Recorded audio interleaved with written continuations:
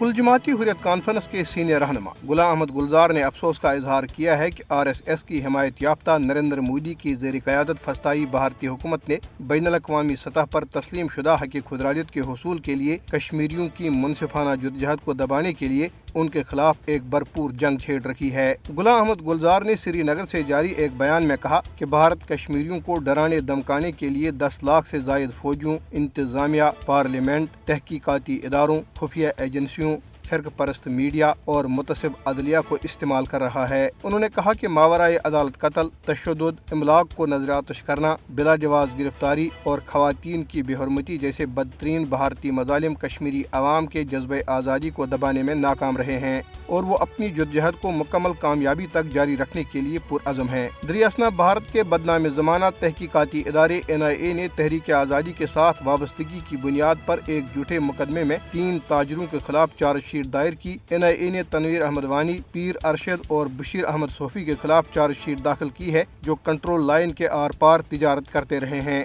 Border system پر مبنی control line کے are پار تجارت کا آغاز سال 2008 میں پاکستان اور بھارت کے درمیان اعتماد سازی کے اقدامات کے حصے کے طور پر کیا گیا تھا، تاہم اسے اپریل 2019 میں نریندر مودی حکومت نے معطل کر دیا تھا۔ NIA نے مختلف علاقوں میں گھروں پر چھاپوں کا سلسلہ جاری رکھا اور مکینوں کو ہراساں کیا۔ ادھر ہندوتوا تنظیم بجرنگ دل کے گنڈوں نے گزشتہ روز بھارتی ریاست ہریانہ کے شہر گڑگاؤں میں ہندوؤں کے مذہبی نعرے لگا کر ایک کھلے میدان میں ادا کی جا رہی نماز جمعہ میں خلل ڈالا۔ بھارتی ریاست بہار کے ضلع بھوجپور میں پولیس نے مقامی بیڈمنٹن ٹورنامنٹ جیتنے کے بعد پاکستان کے حق میں نعرے لگانے پر 5 افراد کو گرفتار کر لیا۔ ان کے خلاف یہ کارروائی سوشل میڈیا پر ایک ویڈیو وائرل ہونے کے بعد کی گئی، جس میں انہیں ایک مارچ کے دوران پاکستان زندہ باد کے نعرے لگاتے ہوئے دیکھا جا سکتا ہے۔ پاسبان حریت جموں کشمیر نے عالمی برادری کی توجہ مقبوضہ جموں کشمیر کی بگڑتی ہوئی صورتحال کی طرف مبذول کرانے کے لیے 27 دسمبر کو لانگ مارچ کا اعلان کیا ہے۔